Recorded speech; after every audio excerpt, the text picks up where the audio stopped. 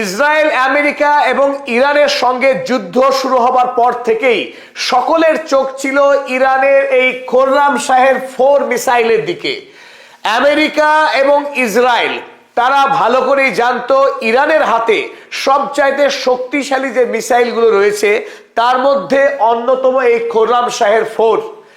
যদি ইসরায়েল এবং আমেরিকা এই খোররাম শাহের 4 মিসাইলকে আটকে দিতে পারে, ইন্টারসেপ্ট করতে পারে, তাহলে তারা যুদ্ধে জয়ী হবে। আর যদি এই মিসাইলকে আটকাতে না পারে তাহলে ইসরায়েলের ধ্বংস হওয়া অবশ্যম্ভাবী, কেউ আটকাতে পারবে না।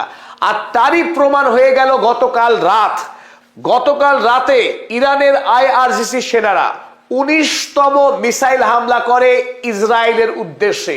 আর সেই হামলায় প্রথমবারের মতো ব্যবহার হয়েছে খোররাম শাহের 4 এবং তাৎপর্যপূর্ণভাবে ইরান থেকে ইসরায়েল পর্যন্ত যে মার্কিনী আকাশ প্রহরার ব্যবস্থা রয়েছে এবং ইসরায়েলের অভ্যন্তরেও যে আয়রন ডোম, অ্যারো 3, ডেভিড স্লিং এর মতো যে আকাশ প্রতিরক্ষা ব্যবস্থা, 7ম পর্যায়ের এই আকাশ প্রতিরক্ষা ব্যবস্থাকে গুড়িয়ে দিয়ে সাফল্যের সঙ্গে ইসরায়েলের প্রধান আন্তর্জাতিক বিমানবন্দর বেন গুরিয়ান এয়ারপোর্টে মারাত্মক ধ্বংসকাণ্ড চালিয়েছে খোররাম শাহের 4। আমেরিকার প্যাট্রিয়ট বা থার্ড কিংবা ইসরায়েলের এই বায়ু প্রতিরক্ষা ব্যবস্থা তাকে ছুঁতেও পারেনি। আমেরিকা একাধিক ফলস মিসাইল হামলা চালিয়েছে আকাশে এই খোররাম শাহেরকে আটকানোর জন্য, কিন্তু কোনো লাভ হয়নি। কারণ শব্দের চেয়ে 8 গুণ অধিক গতি সম্পন্ন অত্যাধুনিক প্রযুক্তির এই মিসাইল ইতিমধ্যেই ইসরায়েলের ত্রাস সৃষ্টি করেছে। ইসরায়েল এই মুহূর্তে আন্তর্জাতিক পৃথিবী থেকে বিচ্ছিন্ন, কারণ ইন্টারন্যাশনাল ফ্লাইট, এমনকি ডোমেস্টিক ফ্লাইট, বেন গুরিয়েন ইসরায়েলের সর্ববৃহৎ এয়ারপোর্ট এবং আন্তর্জাতিক কানেক্টিং এই এয়ারপোর্ট, সেই এয়ারপোর্টে গতকাল খোররাম শাহের মিসাইল, তার সঙ্গে আরো ছোট বড় মিসাইল এবং ড্রোন একসঙ্গে ব্যাপক হামলা চালিয়েছে গত রাতে। আর তারপর থেকেই ইসরায়েল এই মুহূর্তে মারাত্মকভাবে কাবু হয়েছে ইরানের হাতে। চলুন দেখে নেওয়া যাক এই বেন গুরিয়েন এয়ারপোর্ট এবং তার পার্শ্ববর্তী যে ইসরায়েলের বায়ুসেনা ঘাঁটি ছিল, 27 নম্বর বায়ুসেনা ঘাঁটি, দুটি জায়গায় মারাত্মকভাবে ক্ষতিগ্রস্ত হয়েছে। হতাহতের সংখ্যা এখনো সঠিকভাবে আমাদের সামনে আসেনি, কারণ ইসরায়েল প্রাণপণ চেষ্টা করে যাচ্ছে পৃথিবীকে তাদের দেশের ক্ষতির খবর বাইরে প্রকাশ করতে না দিতে। আর এই খোররাম শাহের হামলা ছাড়াও আরো দুটি তাৎপর্যপূর্ণ খবর রয়েছে, যা আমরা আজই আপনাদের সামনে তুলে ধরার চেষ্টা করছি। মধ্যপ্রাচ্যের অন্যতম গুরুত্বপূর্ণ একটি সংবাদ সংস্থা আল মায়াদিন, এই আল মায়াদিন জানিয়েছে the barrage caused operational paralysis and suspension of civilian and military flights effectively closing Israel's main international gateway. অর্থাৎ এই খোররাম শাহের 4 ইসরায়েলের বেন গুরিয়েন এয়ারপোর্টকে সম্পূর্ণরূপে পঙ্গু করে দিয়েছে। এই মুহূর্তে আন্তর্জাতিক এবং দেশীয় আভ্যন্তরীণ সমস্ত ফ্লাইট বন্ধ। ইসরায়েল এই মুহূর্তে আন্তর্জাতিক বিশ্ব থেকে বিচ্ছিন্ন হয়ে পড়েছে বেন গুরিয়েন এয়ারপোর্ট গুড়িয়ে যাওয়ার কারণে। IRIB, অপর গুরুত্বপূর্ণ সংবাদ সংস্থা, তারা জানাচ্ছে fuel depots and military hangar inside the airport complex suffered direct hits, triggering major fires and structural damage. এই খোররাম শাহের মিসাইল ওই এয়ারপোর্টের মধ্যে এমন ধ্বংস চালিয়েছে, বিপুল পরিমাণে অগ্নিকাণ্ড ছড়িয়ে পড়ে গোটা এয়ারপোর্ট জুড়ে। ফলে বিস্তীর্ণ যে পরিকাঠামো ছিল ওই বেন গুরিয়েন এয়ারপোর্টের এই মুহূর্তে ধ্বংসপ্রাপ্ত হয়েছে।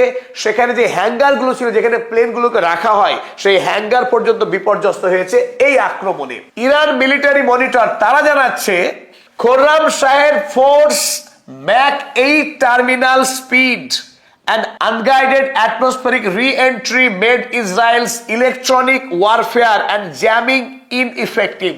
অত্যন্ত তাৎপর্যপূর্ণ, কারণ ইসরায়েল অত্যাধুনিক প্রযুক্তিতে তার দেশকে প্রহারের ব্যবস্থা চালায়।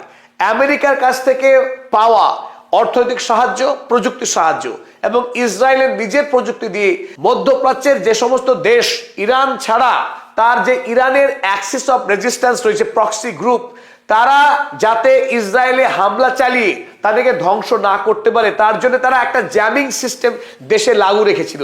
সেই জ্যামিং সিস্টেমকেও পুরোপুরি অকেজো করে দিয়েছে এই খোররাম শাহের 4। খোররাম শাহের 4 এই সিরিজের প্রথম। তাছাড়াও কিন্তু আমরা জানি ফাতা 1 এবং ফাতা 2 আরো ধ্বংসাত্মক আরো গতিশীল মিসাইল রয়েছে। খোররাম শাহের 4 যদি ইসরায়েলের সমস্ত জ্যামিং সিস্টেম বিকল হয়ে যায়, অকেজো হয়ে যায়, তাহলে ফাতা 2 কি করতে পারে? কারণ খোররাম শাহের গতি 8 ম্যাক, অর্থাৎ শব্দের গতির তুলনায় 8 টাইমস। আর ফাতা 2 মিসাইলের গতি 18 গুণ পর্যন্ত, 18 ম্যাক, শব্দের গতির তুলনায় 18 গুণ পর্যন্ত গতিশীল হতে পারে ফাতা 2। তাই ফাতা 2 মিসাইলকে পৃথিবীর কোনো শক্তি কোনোভাবেই প্রতিরোধ করতে সক্ষম হবে না। তাই ইসরায়েল এবং আমেরিকার ধ্বংস এই যুদ্ধে অনিবার্য। তার হাতে হাতে প্রমাণ, একেবারে ল্যাবরেটরি টেস্ট যদি বলি আমরা, সেই ল্যাবরেটরি টেস্ট গত রাতে সম্পন্ন হয়েছে। এটা সারা পৃথিবীর জন্য অত্যন্ত বড় খবর, অত্যন্ত গুরুত্বপূর্ণ খবর যে খোররাম শাহকে নিয়ে যে প্রত্যাশা ছিল ইরানের, যে আশঙ্কা ছিল ইসরায়েল এবং আমেরিকার, সেই আশঙ্কা প্রত্যাশা মিলে গেছে। গতকাল সাকসেসফুলি খোররাম শাহ দেখিয়ে দিয়েছে ইসরায়েলকে কি ভয়ঙ্কর শিক্ষা দেওয়া যেতে পারে। ইরানের হাতে সেই অস্ত্র এখন মজুদ।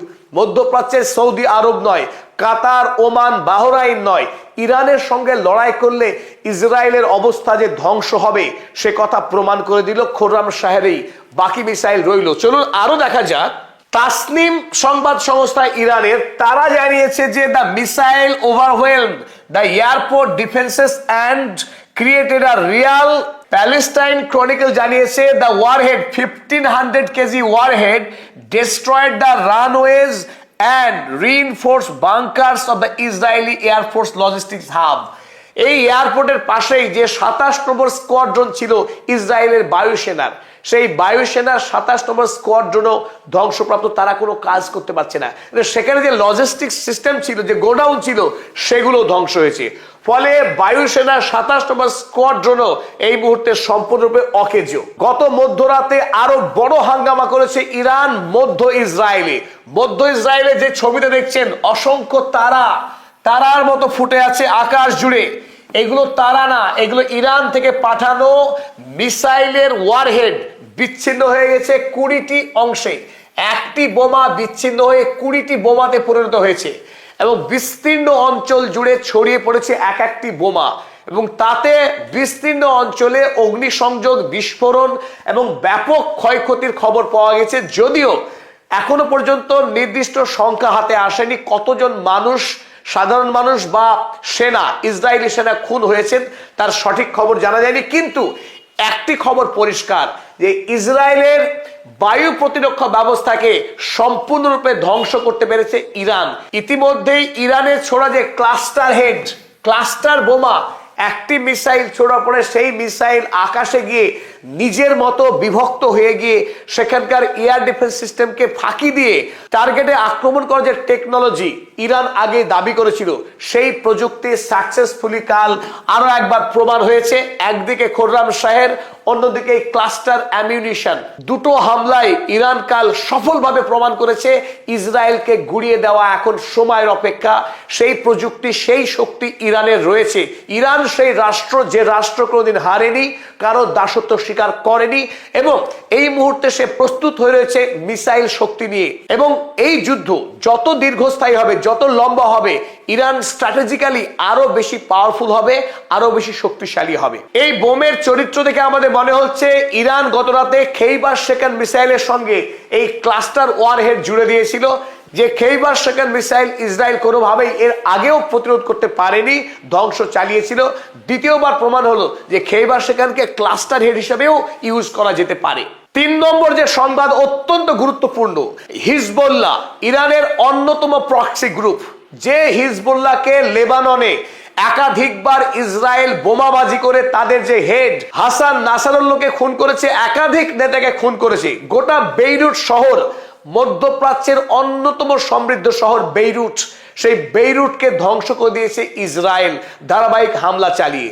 এই মাত্র দুদিন আগেও যখন লেবানন হামলা চালিয়েছিল, হিজবুল্লাহ যখন হামলা চালিয়েছিল ইসরায়েলে, তার প্রত্যুত্তরে ইসরায়েল ব্যাপক ধ্বংস চালিয়েছে লেবাননে। এবং লেবাননের একটি নির্দিষ্ট যে এলাকা ছিল, সেই এলাকাকে বাফার জোন বানিয়ে 50টি গ্রামের মানুষকে তাদের গ্রাম থেকে বিতাড়িত করা হয়েছিল বাফার জোন বানানোর জন্য। এবার খেলা উল্টে গেছে। হিজবুল্লাহ আজ ইসরায়েলকে চিঠি দিয়ে জানিয়েছে, এবং সেই চিঠি হিব্রু ভাষায় লিখেছে।